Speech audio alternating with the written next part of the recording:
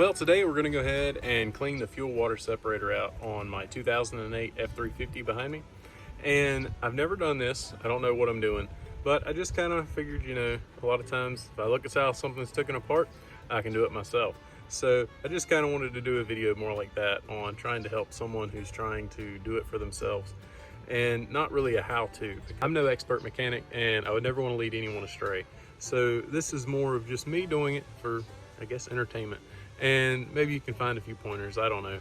But just wanted to put this up and hope that somebody could find it helpful. So appreciate everybody watching, and if you haven't already seen, I just went ahead and went through all the brakes. I had a lot of brake issues out of this truck in the beginning, and I went ahead and went through, put all new calipers, all new rotors and pads on, and actually got them off Amazon. So if you're interested in that, check that video out. Well, I kind of jumped the gun a little bit here. So I went ahead and took this fuel filter cap off, and I started messing around with this a little bit, but I was in a hurry. I had to go do something, and I was hoping to try to get this done before I had to go do it. I wasn't able to. So while I was out, I thought I was going to be able to do this without taking these fuel lines off, and it's pretty much going to be impossible. So while I was out, I grabbed a fuel line disconnect a fuel line disconnect kit, and I hope it's the right one. I'm not 100% sure. From what I read, it's 5/16 and 3/8. So hopefully these things will come off, because there's no way, I don't think I personally can get this gasket back up in here without dicking it up, without taking these fuel lines off. So I'm gonna go ahead and attempt to do that. Oh boy, well by God, I got it out. But I got a absolute bath of diesel fuel doing it. So let me see, I can't remember which way this thing sets this way. Up in there, it's just too hard to see.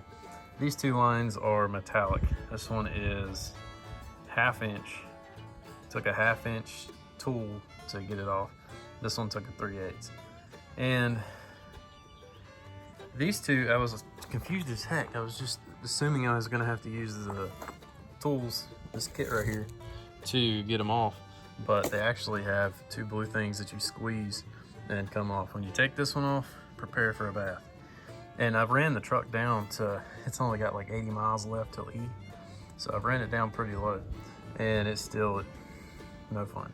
But you can see this got some gum in here. It's honestly not as bad as I thought it would be. But this stuff's like gritty and gross. But I've even got a little bit up here in this chamber. So I'm just gonna go through, take this gasket off. And I've got a new one, which I'm hoping I ordered the right kit, because trying to find it where it says it's the right kit online is pretty difficult. So this is the kit I got. It's a CG810 off Amazon, and it's not cheap. And it's, just hope it's right. Everything said it was, but you don't ever know. So I want to open that up, get everything cleaned up. And the one thing I am concerned about is getting this new one in where it will stay when I put it on. So what I'm gonna do is clean all this up, and I'm either gonna use some spray adhesive or some aircraft gasket maker, which is adhesive as well. I'm not sure which yet, I haven't decided. I just took a little brass brush and some car and choke cleaner, clean this thing up really good. And one thing I noticed, which is a little concerning, is the bottom of this thing is really pitted. I don't know why, if it's just corroded from all the gum or what, but it's a little concerning. I hope it's all right. I ain't got time to order a new one and get it here. So hopefully, I hope that the gasket will seal all that. So I did order, I don't know if I really needed to, but I did order a new one of these little drain cocks, I guess is what it's called, because this one's a pain in the butt to open and close, and it probably needs new O-rings anyway. And the only problem was I couldn't find a motor crafter. So this is what I got, and I got it off Amazon again, but I looked everywhere on Amazon and around to try to find one that wasn't ridiculously priced, and this is pretty much the only thing I could find. So I'm gonna give it a try. All right, so I just got this off, and it looks like these rubbers, or I guess they're not rubbers, they're probably silicone gaskets. but they're pretty much shot. So it's probably a good thing that I ordered this.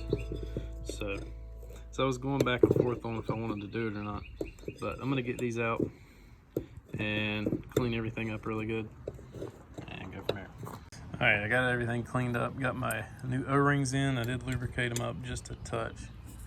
So I'm gonna go ahead. Wow. I might use the old screw. That one is not a star and that will dig me up. So, all right, torque.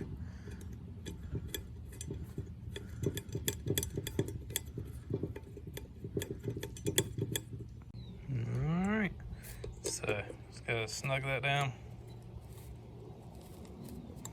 And there we go.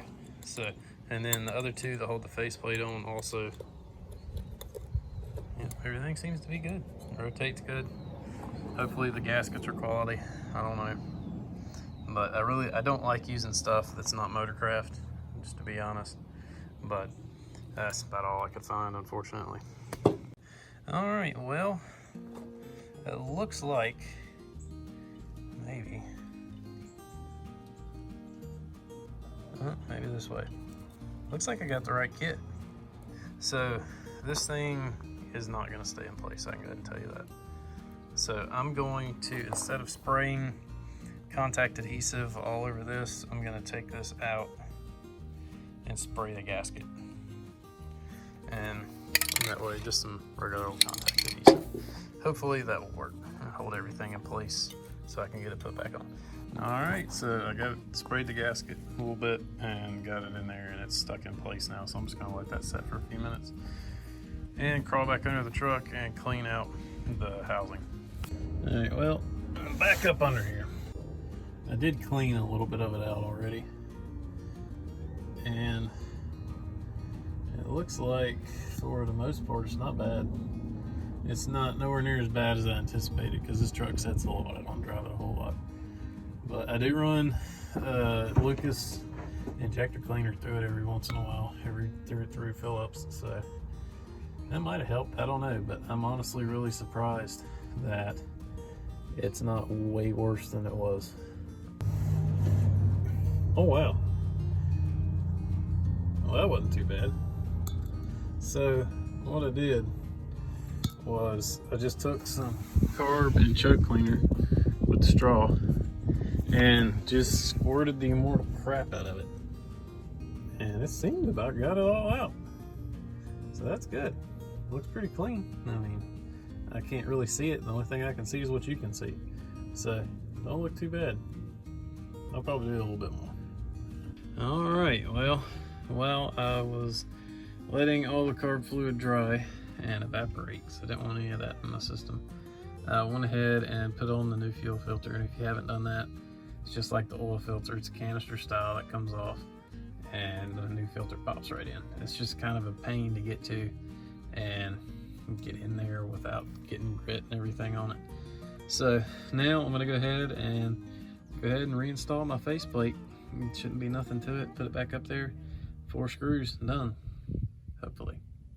Well, I've got stuff all over my camera, but I got it in there. So I did do kind of corner to corner star pattern to tighten it up, just to kind of keep it from warping and making sure that gasket got good and sealed. So hopefully it does, and the drain works and functions just fine.